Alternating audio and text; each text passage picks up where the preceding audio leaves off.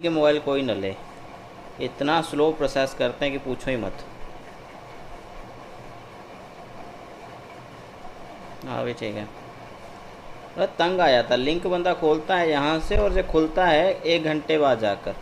हाँ पीछे आवाज़ आ रही थी क्योंकि मोहल्ले में अभी कुछ बिकने के लिए आया है, इन लोगों ने बहुत तंग कर रखा है।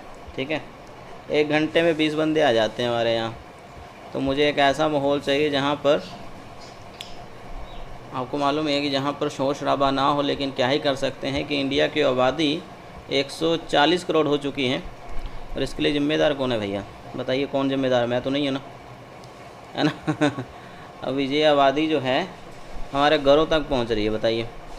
कुछ ना कुछ बिकने के लिए आ ही रहा है। सबको गुड इवनिंग बेटा जी, सबको गुड इवनिंग। चलिए शुरू करते हैं। संत काव्य धारा की शुरुआत आज होने वाली है, तो यानी कि भक्ति काल का उद्गम कैसे हुआ, विकास कैसे होना है, वो सब हम धाराएं अभी पढ़ने वाले हैं। तो सबसे पहली धारा आती है संत काव्य। ठीक है, समय काल के हिसाब से भी जो पूछा जा सकता है कि भक्ति काल में कौन सी धारा सबसे पहले बही है, तो आपने संत काव्य धारा का ही नाम लेना है। ठीक है, चलिए तो हम शुरू करते हैं पहले पॉइंट से। अभी संत शब्द जो है ये कहाँ से उत्पन्न हुआ है, अभी इसके लिए एक मत नहीं मिलता है। कुछ विद्वान कहते हैं कि सत नामक शब्द से संत शब्द बना है। ठीक है, और कुछ का कहना है कि ये शांत शब्द से बिगड़कर या फिर विकृत होकर आज का जो संत शब्द है बना है। ठीक है, लेकिन हम कुछ भी कहें तो एक्यूरेट नहीं है। हमारा साहित्य जो है जो सिर्फ मान्यताओं और बहुत सारे अपवादों से भरा पड़ा है। ठीक है, तो संत शब्द एक तो आपने याद रखना है, सत शब्द से निकला ऐसा कहा गया।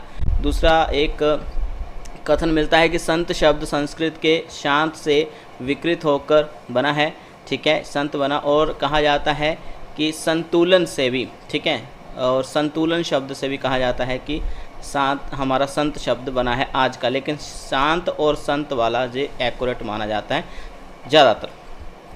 संत उस व्यक्ति को कहते हैं जो सत्य का आचरण करता है, आत्मज्ञानी होता है, उसने खुद खोज की होती है, रिसर्च की होती है ईश्वर के बारे में। ठीक है, और संत शब्द के कई अर्थ लिए जा सकते हैं, जिनमें से सदाचारी हो सकता है, बुद्धिमान हो सकता है, विद्वान हो सकता है, साधु हो सकता है, पवित्र आत्मा कहते हैं उसको, सन्यासी भी हो सकता है, विरक्त या त्यागी पुरुष भी हो सकता है, सज्जन, महात्मा इत्यादि जो हैं जिस संत शब्द के कई पर्याय या अनेक अर्थ माने जाते हैं। चलिए आगे पढ़ते हैं, तो कुछ हम भावगत विशेषताएं देख लेते हैं। तो संत साहित्य की क्या क्या विशेषताएं हैं, तो सबसे पहले तो संत साहित्य जो है यह आपको याद रखना बेटा, ये ज्ञान पर आधारित है। ठीक है, इसमें जो गुरु माना गया है सच में वो किसी व्यक्ति के ज्ञान को माना गया है, किसी संत के ज्ञान को माना जाता है। जैसे सूफ़ी का साधना हमने पढ़नी है तो उसमें प्रेम को ही भगवान का दर्जा दिया जाता है ना। ओके, तो ये तो निर्गुण पंथियों की बात है कि सूफ़ी प्रेम की बात करते हैं और संत जो हैं वो बात करते हैं ज्ञान की। मैंने गुरु ज्ञान लिखना था, गुरु लिख दिया। हाँ, एक ही बात है, एक ही बात है। ओके, ज्ञान ही गुरु है, इधर क्या है, प्रेम ही गुरु है ना, ईश्वर है। तो अनेक आधार जो हैं संत काव्य जब हम पढ़ते हैं तो बहुत सारे दार्शनिक आधार मिलते हैं हमें। तो सबसे पहले आप देखिए कि आचार्य शंकराचार्य का अद्वैतवाद क्या है, आचार्य शंकराचार्य का अद्वैतवाद हमें मिलता है।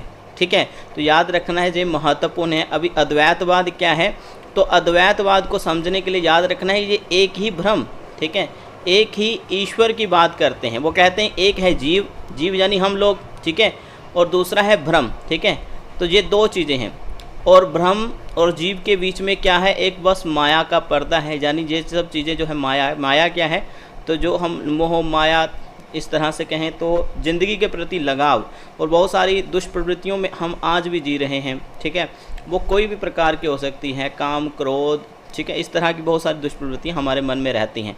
तो ये माया ही है एक तरह से। जब इसका पर्दा हट जाता है तो जीव जो है किस में चला जाता है, ब्रह्म में शामिल हो जाता है। ओके, यानी ईश्वर में चला जाता है, यानी उसमें शामिल हो जाता है, ईश्वर को प्राप्त हो जाता है। तो कहने का तात्पर्य एक तो अद्वैतवाद हमें मिलता है कि ये जो संत है, संत काव्य धारा है पूरी की पूरी, वो अद्वैतवाद का क्या करती है, अनुसरण करती है।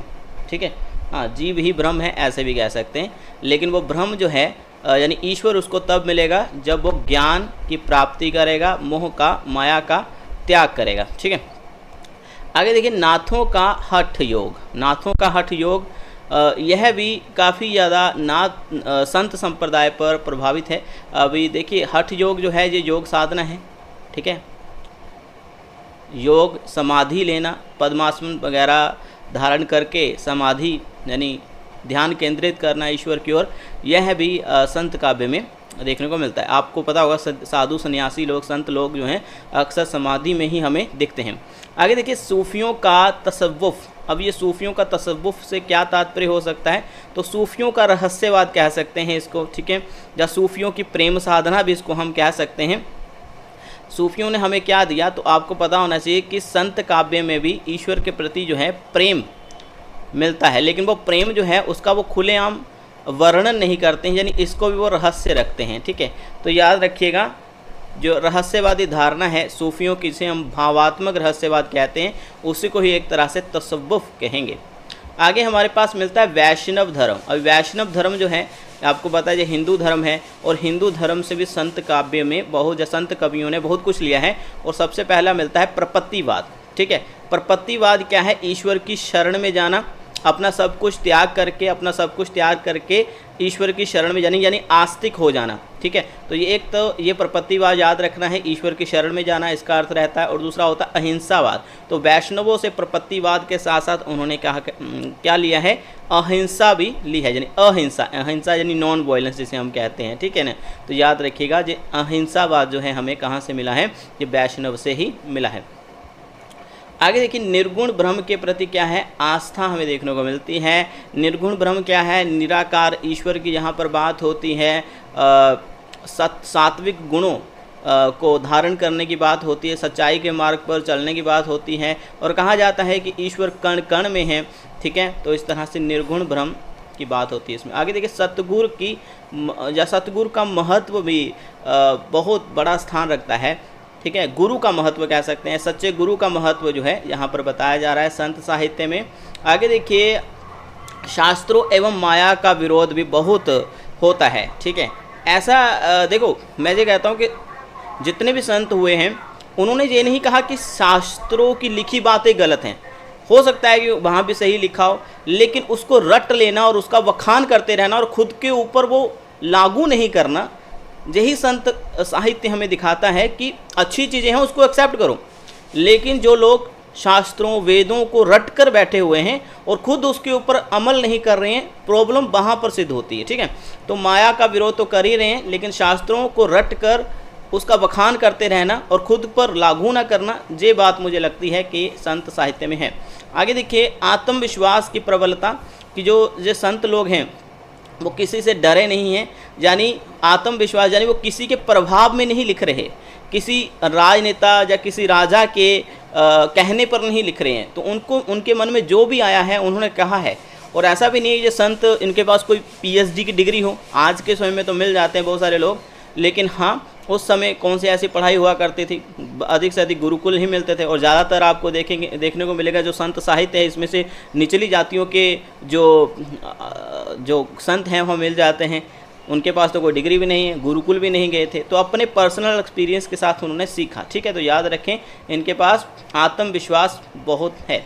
आगे देख लेते हैं छठा पॉइंट, आडंबरों का विरोध जो है इन्होंने बहुत ज़्यादा किया है। आडंबरों का यहाँ पर आएगा। ठीक है, आडंबरों का विरोध जो है ये बहुत करते हैं, पाखंडों के ऊपर बहुत बोले हैं। कबीर को पढ़ेंगे, रैदास को पढ़ेंगे, इनकी पंक्तियों को पढ़ेंगे तो आपको पता चलेगा कि किस तरह से इन्होंने धर्मों में फैले हुए, कोई भी धर्म पाखंड नहीं सिखाता है, जो लोग होते हैं वो पाखंडी बन जाते हैं। ठीक है, वो अपनी अपनी सेवाएं अलग अलग तरीके से दे रहे हैं, तो कोई भी धर्म बुरा नहीं होता है, बस लोग अपने अनुसार जो है अपनी मान्यताओं को गढ़ लेते हैं, फिर वो पाखंड बन जाता है।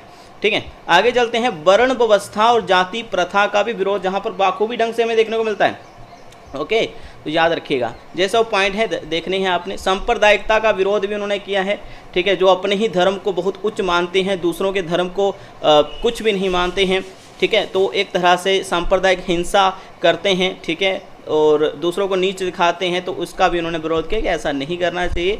आगे देखते हैं रहस्यवादी भावना जो है दो प्रकार की बेटा मिलती है। एक है साधनात्मक, ये नाथों से ली है, साधनात्मक जो होती है, जो योग साधना से संबंधित है, वही जो भावात्मक है, जो ऊपर हमने पढ़ा, जो सूफियों से मिली है। कहाँ से मिली है? सूफियों से मिली है, ये याद रखना है, ठीक है। भावात्मक इसमें प्रेम की बात होती है, साधना में योग साधना की बात होती है।